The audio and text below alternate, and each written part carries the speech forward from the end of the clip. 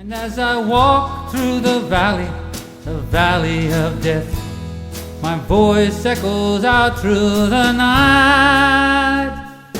Lord, Lord, whatever your reason, don't be the reason right. Alright, it's getting really cold in here, so I'll make one last video. One little garage tip or tip from me is, if you're making stuff and you need materials, well, you see, I have right here, I have a big piece of wood. I don't got money to go out and spending on, I don't know, 1.5 inch thick pieces of maple. This is a piece of maple. Got it in the trash. You know where I got it from? You're going to love this. Well, a lot of people throw these out. They're called chairs. Well, if you cut the chair top and bottom off, you cut the top and bottom off, cut a circle out, and guess what? I'm making bar stools.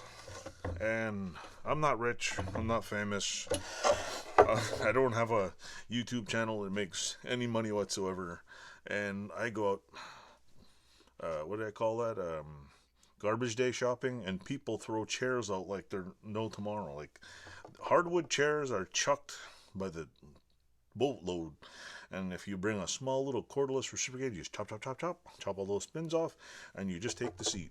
And if people are giving them away and they're perfectly fine, you go there and be like, yeah, thank you, thanks for the chair, and bring them home and you chop them up. And I don't do it with everything, because I find some good chairs and I give them away, but if there's anything busted, you just cut them up. Because look, I mean, this is a 12-inch top for, I don't know if you can see it over here, there's a pile of batteries with a cowbell on it. Well, there's a stack of 4 chairs I'm making, and I just needed a bunch of these. So one little pro garbage day tip is, go garbage hunting. Don't be afraid to find other sources of wood. You also find the shoe bench I built, somebody brought me, of course too late, they brought me a piece of maple.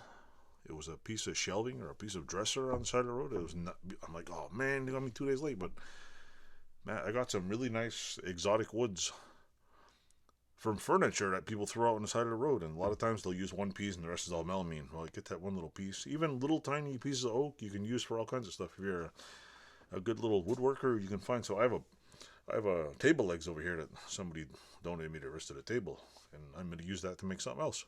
So tip is don't be afraid to look outside the box for materials. I know a lot of people use pallets. A lot of people use bed frames for welding, all kinds of stuff. So yeah, that's my advice.